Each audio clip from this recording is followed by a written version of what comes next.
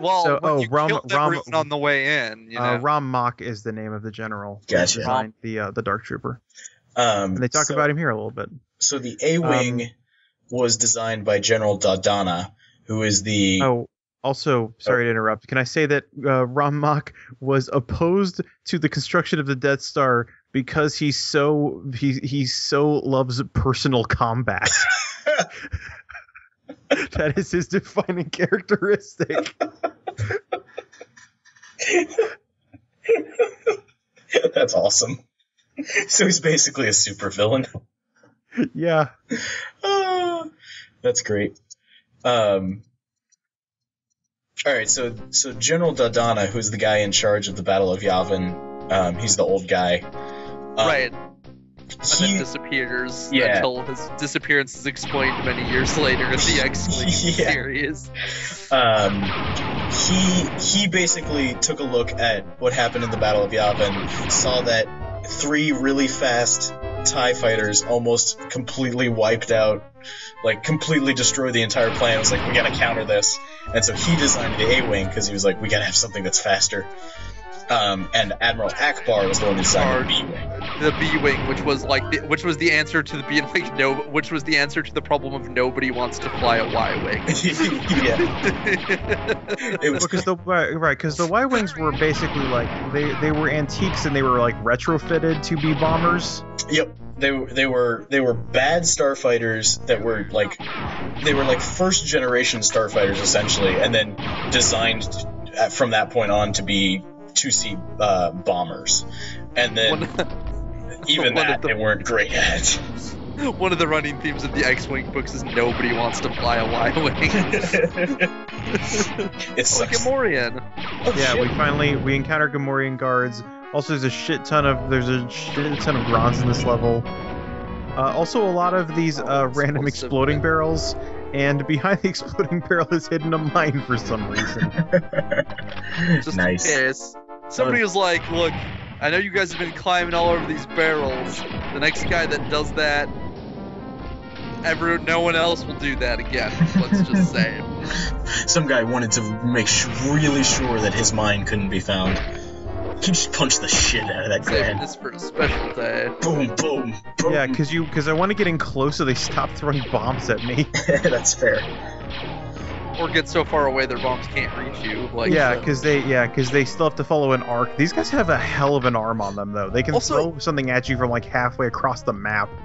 Also, I was gonna ask because I said in the more open level when you found them, I almost noticed. Can you actually shoot their thermal detonators out of the air? No. Oh, okay. It looked like it must have just been a coincidence then. It almost looked like you were shooting them out of the air, like with the rapid fire. Yeah, that would have been pretty rad, but no. So this is kind of funny. I'm reading the Wikipedia entry on the B-Wing. This is just an amusing paragraph. The B-Wing was designed to replace the aging BTL Y-Wing starfighter in the heavy assault role against capital ships, as it had the advantage of more weaponry and stronger shields. However, the B-Wing had several weaknesses, notably being difficult to fly and lacking speed and agility affecting its dogfighting capability. Its large hull therefore made it an easier target, and it also had less armor protection. Consequently, it never fully succeeded in supplanting the Y-Wing as intended. The B-Wing was also more expensive to manufacture. In particular, the rotating hull system made the B-Wing a challenge to master. It also made the ship abnormally delicate. Too many sharp turns could cause extreme strain to the space frame, and the cockpit rotation system could get stuck in one position. Oh my god. So it actually is a much...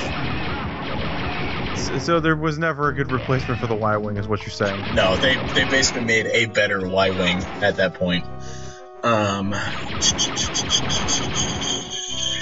know there was a specific starfighter that eventually did replace the Y-Wing.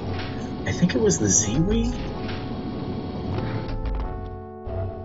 Because, the only one I know is from Rogue Squadron is the V-Wing, which is an even faster interceptor.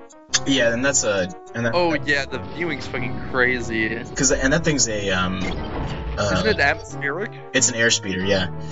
Yeah, it's actually an atmospheric ship. It's not fit for space travel. Let's see if I can find a list of starfighters. All I remember is it playing that in Rogue Squadron. you had the cluster bombs, and the cluster bombs were freaking awesome. You had the cluster, yeah, it had the cluster bombs, and it also had like a really crazy like machine gun thing. Except it had to fire. It could only fire in like 10-round bursts and had to cool down every time. Let's see.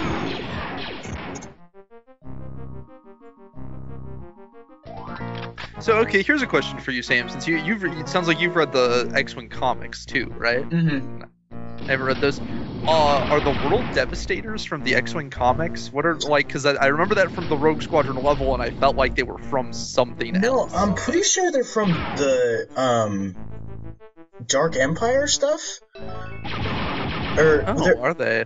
They're because they're not from the original Rogue. I haven't read all of Dark Empire, so I think that's what they're from. Because I think that that level that you're talking about in is actually nice directly taken from that comic.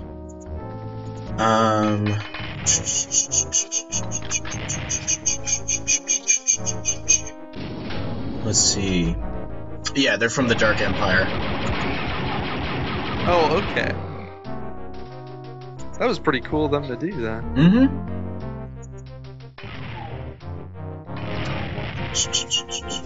See, I guess that's my point. Why, with the Rogue Squadron games, did they have to start going into like, let's make them also shooter games? Yeah. But like, did they do that? Like, yeah. Yeah, the third one had a bunch of first-person shooter levels they were, too. Yeah, that's dumb. They were like first-person shooters, like they might have been on rails shooting segments or something. I don't know. They were definitely they were third-person shooters, which was the worst part. Oh. And yeah, you would just like get out of your ship and run through a complex as a pilot and just shoot a bunch of stuff. It was terrible. That's like stupid. why and it was like given the solid gameplay of the already games, is like why did you feel the need to try and tack this on? Like couldn't just make. I guess that's because they wanted to keep doing iconic things. Let's see.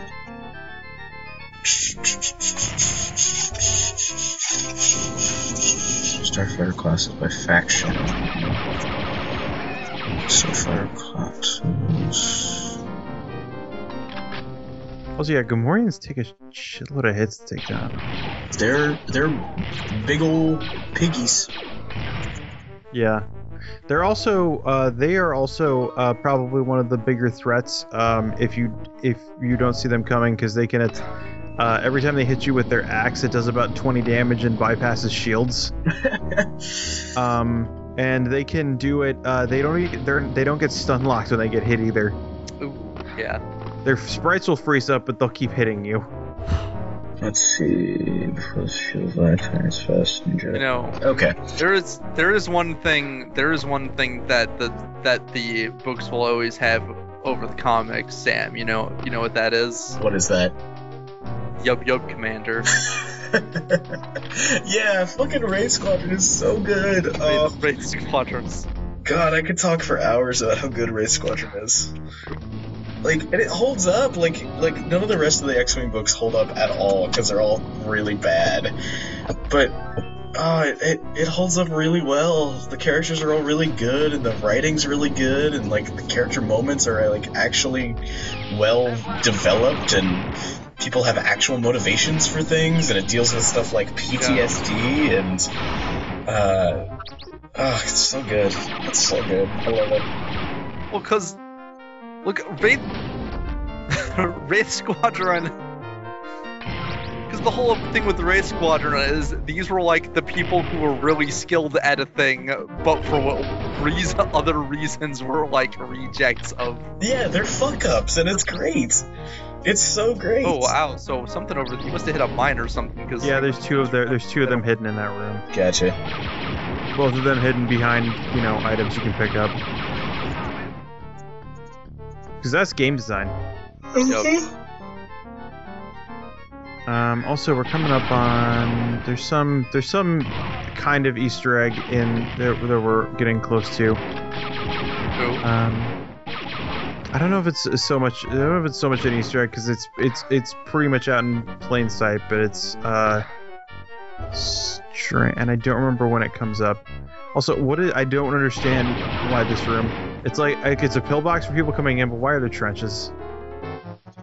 So, interestingly enough, Dark Empire also introduced the E-Wing Starfighter, which was the eventual intended replacement for the X-Wing, although it didn't actually ever replace it for real. And then the K-Wing Assault Starfighter was the eventual replacement for the Y-Wing and the B-Wing, and it's a crazy looking thing. Yeah, also trying to set off this mine because I know it's going to go off as soon as I go through this hallway. I don't know why it's... Well, I know why it's there. It's be annoying, but... Also, I find it interesting that they continued the trend of... letter and then wing, despite how also in that language those don't exist. Yeah. And also they make progressively less sense. Like they might exist, they might not just be basic. You see the X-Wing and the Y-Wing, and those kind of look like the letters they represent. Then you get to the A-Wing, it's like, I kind of see it. Then you get to the B-Wing, like, nope. Once you get to, like, B-Wing and beyond, it's like, yeah, whatever. I mean, you can see it for the K-Wing, just because the wings look like a K if you turn it sideways, but it also looks like the dumbest ship ever, so... It looks like somebody came up with the idea of, oh, we can have a K-Wing, and it's like, fuck, what would that look like? I don't know. Make it look like a K? Do it. So yeah, someone's like, shit, we're running out of letters. We're running out of letters that look like things. Yeah, it does get to the point. At what point are you trying to make, like, new and improved military technology, and at what point are you just trying to continue to justify your naming scheme? Introducing the Q-Wing. What I love with the X-Wing is that eventual iterations of it become the T-65XJ X-Wing Starfighter. Like, let's just keep adding letters to it. Oh, yeah. Well, then you get... And then way later you get the Stealth X's. What was the, Jedi Stealth X's. Oh yeah, here we are. Imperial bathroom. Oh. Nice. Literally everyone in there was facing the wall. Even though outside you were just murdering dudes. Also the first time I went into that room, in addition to the Stormtrooper and the Imperial Commando, there was also a Gran in there. I don't know why. Why did your aunt... Oh, because I have the weapon supercharged. It's wearing off. Yeah. Yeah, I belatedly figured that out. And these dudes just sitting in here, just gonna murder them with my thermal detonators. Yeah, if I was just carrying 40 grenades of some type on me. Yeah, you know. I guess I would too.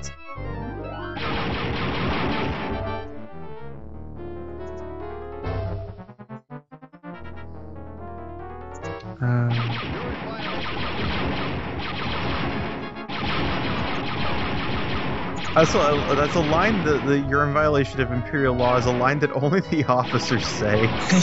Yeah. There's also, like, because the other guys are like, there he is, blast him, or stop that guy. Or some of them also say, like, you're not authorized to be in this area. And then they proceed to just start shooting at you. Well, I suppose, I mean, you're not, like, wearing insignias or anything, so, I mean, they can probably guess when you're hostile that you're a rebel, but on, like, first sight, you know, you're just a dude who's not supposed to be here. Yeah. They just have weird alerts. Where's the I'm just looking for the bathroom, guys, sorry. Oh man, you guys. The TIE Interceptor in the Legends section on Wikipedia has a quote from Kyle Katarn for its description. Do you want to hear it? Yeah. Yes, please. Your generic TIE grunt is just plain suicidal, and the TIE Defender jockey is bloodthirsty, but the TIE Interceptor pilot, he's suicidal and bloodthirsty. When you see a squad of those maniacs flying your way, you'd better hope your hyperdrive is operational. So cool. Yeah, that's our Kyle. That sounds like Dark Forces era Kyle, not Dark Forces 2. Yeah. Definitely not way later in the Not he actually makes appearances in the books eventually. Yeah, he does, and he's in I think he's in Dark Forces, or not Dark Empire as well. Is he? Yeah, I'm pretty sure he's in Dark Forces. Shut up. This is the problem with them naming everything Dark something. Like, I can't fucking... Well, then there's Dark Empire. I wish they had this. I wish they named this game something that wasn't Dark something. Mm-hmm. Maybe they'll do that in the next time and make it something less generic. Shit. So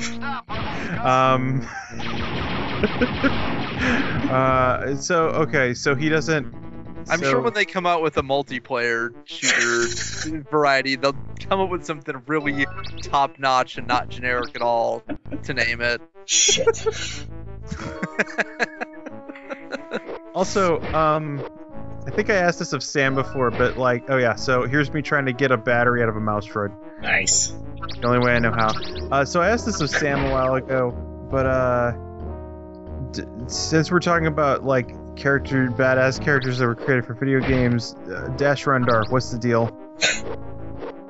He's just a budget Han Solo, right? He sort of... Or is he the thinking man's Han Solo? No. From my take on it is that he's basically fills Han Solo's role as supposedly the lovable rogue for the book game and whatever Shadows of the Empire. Is he in the book? Which takes place... Yes, he is. Oh shit, I completely forgot that. No, yeah, he is in it. Like it's actually, you know, they are based enough. He wasn't made up just for the game. He's a character in the books as well. Shit, except I completely forgot about that. Literally, he's basically like looking into a dark mirror of Han Solo, and that he's Han Solo.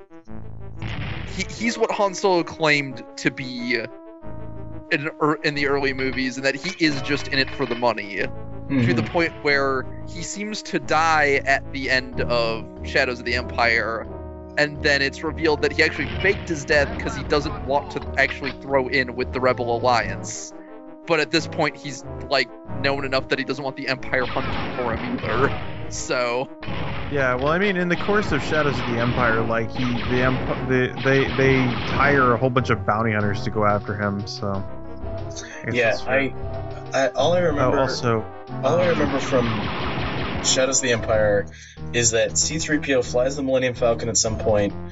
There's a section about Darth Vader just straight up murdering rebel pilots in his TIE Advanced. Oh, also, brief aside. Mm-hmm. These cargo containers, 10-ton rubber duck. Nice. What? Huh? That's what's written on the side of it, is 10-ton rubber duck. Also, I like the part that you noticed one of those was actually had the Rebel Alliance symbol. Yeah. The Imperial symbol. Yeah. Shadows of the Empire, as the book, is that C-3PO flies the Millennium Falcon at some point. Darth Vader murders Rebel starfighter pilots.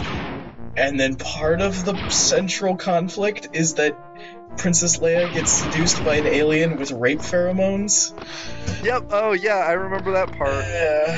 She almost gets seduced. Right, yeah. That's true. It doesn't fully happen. Still, it's like, this is weird. Because he's a Falleen? I think so. Something? He's Prince Xizor. Prince Xizor. Oh, geez, that's isn't that like the main antagonist? Mm-hmm. Of Shadows of the Empire? Yeah. Mm-hmm. Oh, also, can I point out, we just snuck on a smuggler ship. On the bridge of this smuggler ship are not one, but two landmines. Why not? Yeah. Yeah, well, because Prince Xizor is the current head or important person member of Black Sun, which is like the big bad criminal organization of the Star Wars universe. Mm-hmm. And yeah, they need him for something. They need him because he's they're trying to use him to, I think, to track, because it's all about basically, I thought, trying to secure an alliance with him for the rebellion, and I think they're also trying to track down Han, who's been frozen in kryptonite. Yeah, or Kryptonite, carbonite, frozen in kryptonite. All right, that's the end of the episode. Good night. Yep. Next time, Robotics Factory. Good night, Internet. Good night, Internet.